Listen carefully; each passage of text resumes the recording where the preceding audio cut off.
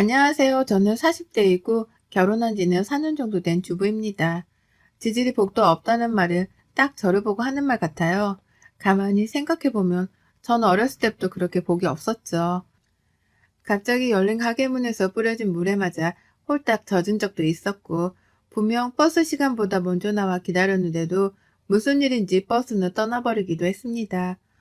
이런 일들은 솔직히 애교 수준이고, 제가 겪은 운 없는 일들은 말로 다 설명할 수도 없어요. 오죽하면 점 보고 이런 것도 별로 안 좋아하는 편인데, 하나도 일이 안 풀리니까 점도 보고 막 그랬었죠. 그랬던 제 사연을 구독자분들에게 들려드릴까 합니다. 저희 집은 내내 가난한 집안이었어요. 자식이라고는 겨우 저 하나뿐인데도 부모님은 버거워하셨죠. 부유한 집은 아니더라도 사랑으로 늘 저를 키워주셨고 아껴주셨던 부모님이셔서 괜찮았습니다. 다만 돈이 없다 보니까 겪어야 하는 서러움들이 있긴 했었죠. 남들 다 행복한 어린이날이나 크리스마스 같은 날에 저희 가족은 한 번도 제대로 챙겨본 적이 없었어요. 당장 먹고 살기가 바쁜데 그런 날을 어떻게 챙기겠습니까? 그래서 대학은 꿈도 못 꾸고 바로 취업을 했습니다. 그나마 제가 일을 시작하면서 집에도 숨통이 트이기 시작했죠. 그런 낙으로 살았던 것 같습니다. 부모님께서는 여태껏 저 하나 보고 사셨으니까 이제는 그걸 제가 보답해야 한다고 생각했죠. 참 사람 일이란 게 한 치 앞도 모른다는 말이 너무 와닿던 순간이 있었습니다. 숨통이 겨우 트이고 저희 가족도 가족여행을 다니기도 하면서 나름 평범하게 살아가게 되었는데, 아니 행복과 여유를 찾은 지 얼마 안 된 시점에 아빠께서 먼저 세상을 떠나버리셨어요. 뭐가 그렇게 급하셔서 가버리셨는지 엄마랑 저는 믿기지 않아서 정말 힘든 시간을 보내야만 했습니다. 아빠는 졸음운전을 하시다 사고가 나셨고, 그게 꽤나 큰 사고로 이어져 결국 가셨어요. 아빠가 가신 것도 너무 서글픈데 피해본 차량들도 사람들도 있어서 합의하는 것도 쉽지가 않았습니다. 정말 너무 서글펐고 힘겨운 시간이었죠. 딱 한 번만 시간을 돌릴 수 있다면 그 전날로 돌려서 아빠에게 해주고 싶은 말이 너무 많더라고요. 그렇게 허망하게 아빠를 보낸 후 제 20대는 슬픔과 좌절, 그리고 일에 찌들어하는 피곤함이 가득했죠. 그러다 30대의 남편을 만나게 되었습니다. 어느 날 제게 나타난 남편은 마치 한 줄기 빛과 같은 존재라고나 할까요? 숨막히기 힘든 제 삶에 그동안 잘 견뎠다고 고생했다며 하늘이 제게 준 선물 같은 존재였습니다. 엄청 특별하게 잘생긴 것도 아니었고, 그렇다고 특출나게 능력이 좋은 것도 아니지만 절 사랑해주는 진실된 그 마음 하나는 높이 평가할 수 있었어요. 전 이 사람이 없으면 정말 안 될 것 같은 정도로 사랑하게 되었습니다. 남편은 저보다 2살 많았는데 2살이라는 나이 차이가 무색할 정도로 굉장히 든든했죠. 외롭고 쓸쓸한 저희 엄마와 제게 따뜻함이 뭔지를 알려준 사람이고, 화목하게 살 수 있는 방법을 알려준 사람입니다. 남편과 연애를 하면서 저희 엄마가 참 많이 웃으셨고, 그 덕분에 저도 뿌듯하기도 하고 이 사람은 절대 놓치지 말아야겠다는 생각을 했던 것 같아요. 남들처럼 그렇게 연애를 하다 결혼했습니다. 남편에게는 밑에 남동생이 있었는데 시동생은 되게 오래전부터 외국에서 생활을 하고 있었고 딱히 마주칠 일이 별로 없었어요. 한국에서 사는 게 너무 싫다며 하루아침에 떠났고 거기서 아예 털을 잡고 사업을 하면서 살고 있다고 하더라고요. 그 말을 듣는데 그 결단력이 굉장히 멋져 보였고 부럽기도 했습니다. 만약 똑같은 상황이 주어진다면 아마 저는 그렇게 하지 못했을 거예요. 용기도 없을 뿐더러 엄마를 두고 어딘가로 갈 생각을 해본 적이 없었죠. 그렇다 보니 시댁은 저희 집처럼 시모 혼자 계셨습니다. 시부랑은 이혼하시고 따로 살고 계셔서 남편도 소식을 모른다고 했거든요. 어쩌면 다른 듯 비슷한 이 환경 때문에 서로가 더 끌리고 이해가 된 건 아닐까 싶었습니다. 결혼하고 남편과 저는 연애 때처럼 종종 저녁을 먹으면서 반주를 했어요. 반주를 마시면서 속마음 얘기를 하거나 서로 있었던 일을 말하기도 했는데 이게 꽤나 도움이 되었죠. 대화를 많이 해야 다툴 일도 없거든요. 그런데 하루는 남편이 제게 이런 질문을 했습니다. 여보는 장인어른 돌아가셨을 때 어땠어? 솔직히 나는 엄마 아빠 이혼한다고 했을 때 홀가분했거든. 두 분이 하도 다투니까 그 꼴이 보기도 싫었고 차라리 헤어지는 게 좋겠다고 내심 그렇게 생각을 했던 것 같아. 난 아무래도 당신이랑은 상황이 조금 다르지. 아빠가 하루아침에 돌아가신 거니까 너무 슬펐고 속상했지. 그냥 세상이 다 무너지는 기분이랄까? 앞으로 엄마랑 나랑 둘이 어떻게 살아갈까? 막 그런 생각도 했던 것 같아. 정말 너무 속상했겠다. 그 아픔을 다 어떻게 견뎌냈어? 말로 다 표현할 수 없는 아픔일 건데. 그치. 아직도 떠올리기만 하면 가슴이 미어질 듯 아프긴 한데, 그래도 예전에 비하면 많이 좋아졌어. 근데 그건 갑자기 왜 물어봐? 그냥 궁금해서. 근데 이전에는 엄청 힘들게 살았다고 했었잖아. 장인어른 돌아가시고는 보험금 같은 거 나오지 않았어? 여유가 생기지 않았어? 어? 그런 질문을 하고 그래? 아니, 그냥 궁금해서 그렇지. 여보, 아무리 궁금해도 그렇지. 그런 질문을 해? 보험금이 나왔으면 어떻고, 안 나왔으면 어쩌려고. 기분 되게 나쁘네? 왜 예민하게 받아들여? 난 그냥 물어본 건데, 당신이 여유가 생긴 게 맞는 건지, 장모님이 지금 괜찮으신 건지, 그런 걸 물어보는 거지, 나는. 우리 아빠가 사고 내고 돌아가셨지만, 피해자들 합의해주고, 이것저것 다 하고, 솔직히 남은 것도 없었어.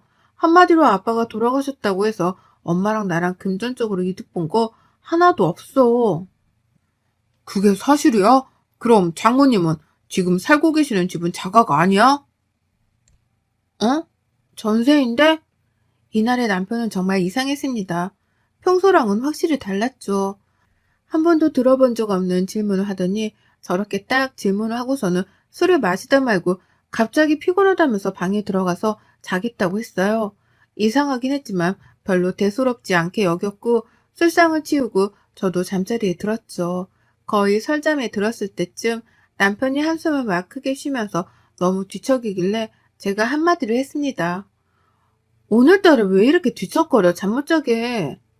잠이 오겠어? 속에서 지금 천불이 나서 죽겠는데 생각할수록 어이가 없네.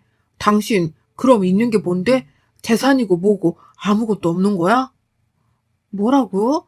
자다 말고 그게 무슨 소리야? 아니 장모님 말이야. 가진 게 아무것도 없으시냐고. 아까부터 이상하다 생각은 했는데 당신 대체 왜 그래? 우리 엄마가 재산이 얼마가 있든 말든 대체 그게 당신이랑 무슨 상관인데 그러는 거야? 야, 상관이 왜 없어? 내가 당신이랑 결혼을 왜 했는데?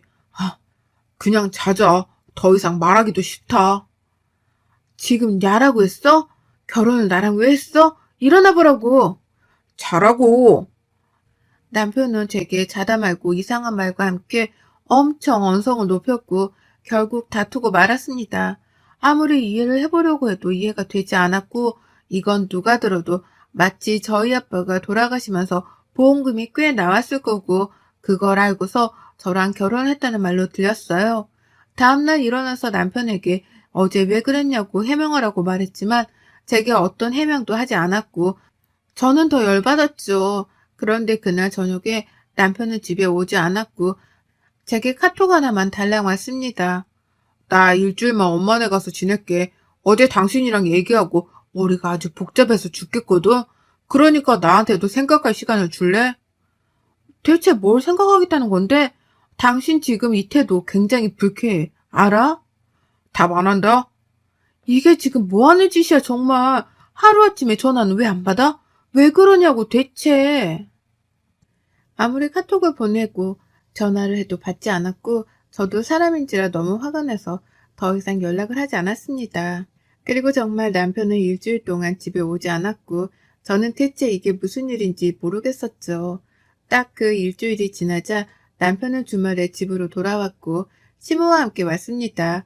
연락도 없이 온 시모를 보고 깜짝 놀라긴 했지만 당황하지 않고 인사를 했어요. 어머님 오셨어요? 어머님 오셨어요? 너 앉아봐라. 내가 진짜 어이가 없어서 말이 안 나오네. 니네 집 캐털이라며? 맞아, 아니야. 네? 맞냐고, 아니냐고. 겨우 내가 우리 민수를 캐털 같은 집안 여자랑 살게 하려고 이렇게 애지중지 힘들게 키운 줄 아니? 너 진짜 여러 가지로 사람 열받게 하는 체주가 있다. 어쩐지 처음부터 마음에 안 들었는데 여지껏 작아질도 없는 호러미에 재산도 없으면 안 봐도 비디오지. 어머님, 갑자기 왜 그러세요? 뭘 갑자기야? 나 다 들었어. 니네 아빠 돌아가시고 돈 한 푼 남은 거 없다며? 그거 친장 알았으면 내가 너희들 결혼시켰겠니? 절대 안 시켰지. 아유, 내 팔자야. 내가 어디서 저런 모질이를 며느리로 들여서는, 아유, 민수는 너랑 살기 싫다는데 너 어쩔 거니? 네? 대체 그게 무슨 말이세요?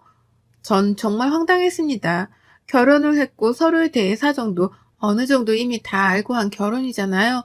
그런데 이제 와서 갑자기 저렇게 말하는 것도 황당했지만 무엇보다 저희 아빠 사망보험금을 왜 자꾸 언급하는지 모르겠었죠. 그래서 굉장히 불쾌했습니다. 이런 상황 속에서 남편과 시모는 제가 말할 기회를 주지도 않았고 하는 걸 지켜보겠다면서 똑바로 하라고 거의 협박에 가까운 말을 했어요.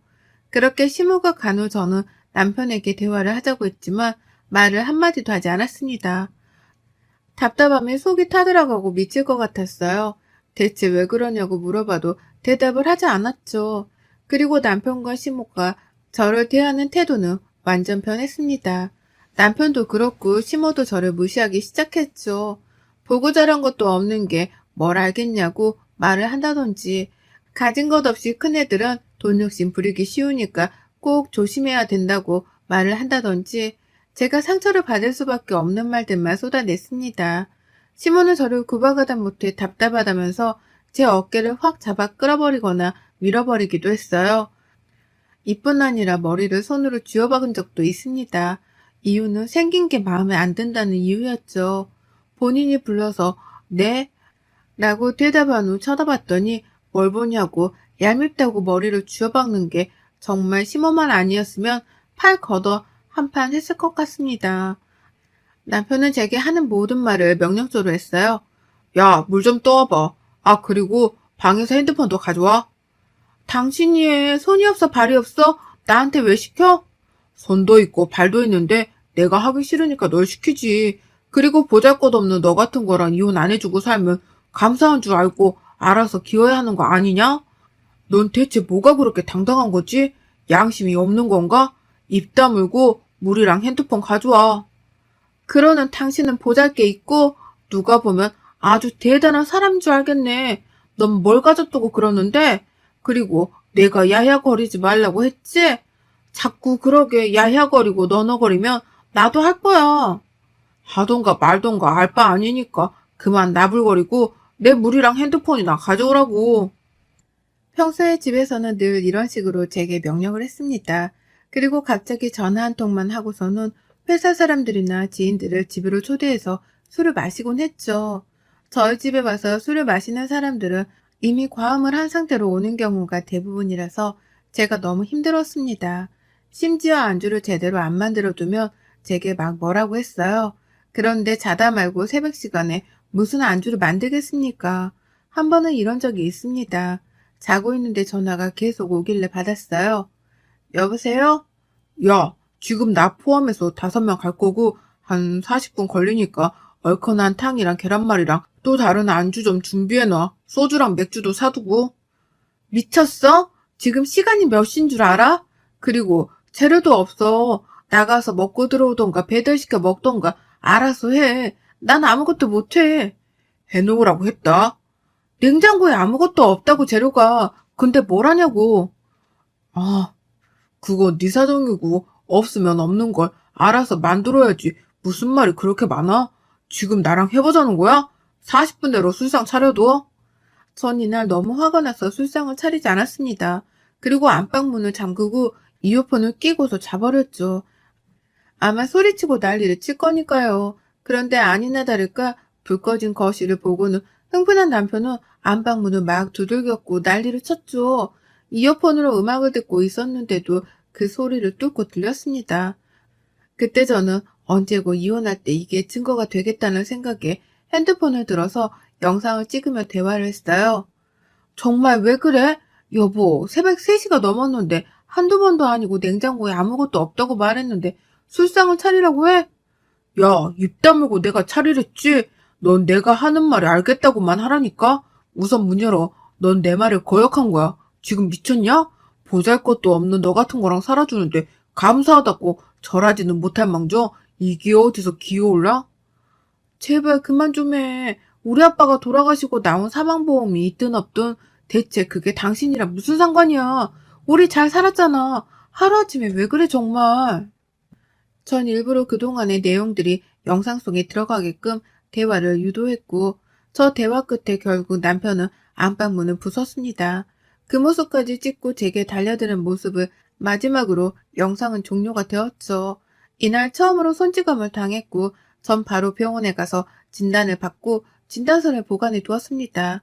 사람이 아니라는 걸 느꼈고 이혼을 결심했죠. 늘 그렇듯 제 불행은 끝을 모르고 달려들었습니다. 이혼을 결심하고 한참 머리가 아픈 이 시점에 엄마가 최정한 판정을 받으셨어요. 뭘 해볼 수도 없던 게 이미 악화된 상태라 제가 할 수 있는 게 아무것도 없었습니다. 절망적이었고 눈물밖에 나지 않았지만 정말 엄마와 함께 할 수 있는 시간이 얼마 없다는 걸 깨닫게 되니 정신을 똑바로 차려야겠더라고요. 얼마 남지 않은 이 시간이라도 좋은 기억을 품고 가실 수 있도록 도와주고 싶었습니다. 저를 구박하고 미워하던 남편과 시모도 이 사실을 알았고 전 남편에게 이혼을 하자고 했어요. 그런데 예상외로 남편과 시모는 다른 반응을 보였습니다. 얘기 들었다. 우리가 아무리 너 보잘것없다고 미워하고 막 그랬어도 사람 그렇게 힘들 때 내치는 건 정말 아니야. 그리고 어렵게 결혼해놓고 무슨 이혼이야. 이렇게 된 거 둘이 잘 살아보도록 해. 그동안 나도 너한테 몹쓸 말도 많이 하고 그랬는데 그건 정말 미안하고 마음 풀어줬으면 좋겠어. 당분간 너는 사부인한테만 신경 쓰고 아무것도 하지 말아라. 그래 여보 엄마 말대로 나도 미안했어. 정신 차리고 생각해보니까 내가 미쳤었지 싶더라고. 당신 정말 힘들 텐데 내가 옆에서 힘이 되어줄게. 이렇게라도 상처 준 걸 갚을 수 있을 기회를 주면 좋겠어. 우선은 장모님만 생각하자. 지금 이 상황에 이혼까지 하면 장모님 속상하지. 어머님도 그렇고 당신도 그렇고 둘은 왜 중간이 없으세요? 왜 늘 본인들 멋대로 하루아침에 갑자기 사람 내치고 구박하다가 이제 와서는 또 이혼하자니까 그건 싫다고 하고 어쩌라는 거예요 대체? 다 잊고 다시 시작하는 마음으로 지내보자. 솔직히 당장이라도 이혼하고 싶었지만 엄마 생각에 아무것도 행동으로 옮길 수가 없었습니다. 그리고 시무한 남편은 저렇게 말만 한 게 아니라 정말 행동으로 보여줬어요. 제가 병원에서 지내면서 먹을 수 있는 밑반찬을 해주는 것은 물론이고 엄마도 자주 보러 왔고 노력을 많이 해주셨습니다. 그런 모습을 보니까 저도 마음이 녹더라고요. 이혼하고 싶었던 그 마음이 녹으면서 경계심이 사라졌고 의지하게 되었습니다. 시몬은 심지어 제가 너무 피곤하고 힘들까봐 교대까지 해주면서 엄마를 돌봐주시기도 했어요. 간호라는 게 가족이 해도 결코 쉬운 게 아니고 제가 직접 해보니까 얼마나 힘든지를 알았죠. 그런데 선뜻 나서서 군소리도 없이 너무 잘 해주시니 감사했습니다. 시무와 남편이 지극정성으로 저와 엄마를 보살펴주는 모습을 보고 엄마는 그 고통스러운 상황에서도 제게 그러셨죠. 우리 딸 부모 복은 없어도 남편 복에 시애미 복은 있는 것 같아서 정말 다행이다. 엄마가 편히 갈 수 있겠어. 영서야, 엄마가 가도 너무 힘들어하지 마. 아빠가 혼자 오래 외로웠을 건데 엄마가 옆에서 그동안 어떻게 살았는지 얘기도 하고 그러고 있을 거니까 너는 살 거 다 살고 누릴 거 누리다가 천천히 와. 벌써 그런 말 하지 마. 나약하게 엄마. 나약한 게 아니라 정말로 해주고 싶은 말이었어. 사람은 누구나 죽는 거야. 어쩔 수 없어. 그걸 피할 수 있는 건 아니잖아. 그러니까 슬퍼하지 말고 가슴 아파하지 말고 최서방이랑 시어머니랑 그렇게 잘 살아. 애기도 낳고 그렇게 우리 딸 출산하는 거 엄마가 옆에서 지켜줘야 하는데 그거 못 해주는 거 조금 마음에 걸리네. 왜 이래 정말 그만해 엄마. 엄마가 부족하게 키워서 늘 미안했고 그래도 엄마 딸이라서 행복하다고 해줘서 고마웠어. 언제 가도 이상하지 않을 정도의 상태가 되자 말하는 것도 힘겨우셨고 고통이 너무 심해서 정신을 제대로 차리지도 못하셨습니다. 그러다 조금 괜찮아지시면 이렇게 말씀하시곤 했죠. 그게 꼭 자꾸 마지막 인사를 하는 것 같아서 마음이 너무 아팠습니다. 이때쯤에는 교대도 하지 않고 24시간 내내 엄마 곁을 지켰어요. 언제 가실지 모르니 말이죠. 남편과 시모가 병문안을 왔고 병실에 있다가 휴게실에 앉아서 커피를 먹고 있겠다고 했습니다. 저는 엄마에게 가서 배웅만 하고 오겠다고 하고 나갔고 충격적인 걸 들었죠. 이들은 제가 듣는 줄도 모르고 말을 하고 있었는데 갑자기 제게 잘해준 속사정을 알게 되었어요. 저희 엄마가 돌아가시면 제게 보험금이 나오겠죠. 그럼 그걸 지들이 챙기고 이혼하려는 생각이었습니다. 이 얘기를 듣자마자 저는 머리 뚜껑이 제대로 열렸고 그것들을 향해 돌진하는데 옆에 앉아 계시던 한 아주머니께서 갑자기 마시던 커피를 시무와 남편에게 확 부어버렸죠. 너희들이 사람이냐? 사람이야? 아가씨가 며느리야? 내가 이것들 영상 다 찍었으니까 고소해. 앞에 얘기 다 못 들었지? 죽이네 뭐네 그딴 얘기도 했으니까 고소해버려 바로. 에라이 쳐 죽일 것들아. 모자가 쌍으로 콩밥이나 처먹어라. 처음 보는 아주머니께서는 옆에 앉아서 시모와 남편 얘기를 듣다가 화가 나서 아예 대놓고 영상으로 찍고 있었고 그걸 제게 보내주셨습니다. 그리고 너무 화가 난다면서 저를 대신해서 난장판을 쳐주셨죠. 앞에 내용은 정말 몰랐는데 명줄도 길다면서 왜 이렇게 오래 버티고 있냐고 빨리 갈 것이지라는 내용도 있었고 빨리 가게 하는 방법이 있는지 찾아보자며 있으면 실행해보자는 내용도 있었습니다. 전 바로 그것들을 고소했고 이혼소송도 진행했어요. 진행하면서 엄마는 가셨고 복잡하고 마음 아픈 일을 한 번에 진행해야 해서 조금 버거웠지만 차라리 정신없이 지내다 보니 슬픔에 빠져있을 시간이 없어서 그런지 괜찮았습니다. 전 깔끔하게 모든 걸 마무리한 후 엄마랑 아빠랑 함께 살던 예전 동네 그 지역으로 아예 이사를 해서 조용히 살고 있어요. 아직은 엄마를 온전히 마음속에서 보내드리지 못했지만 그래도 하루하루 견디면서 잘 살아가고 있습니다. 여러분의 생각은 댓글로 남겨주세요. 오늘도 시청해주셔서 정말 감사합니다.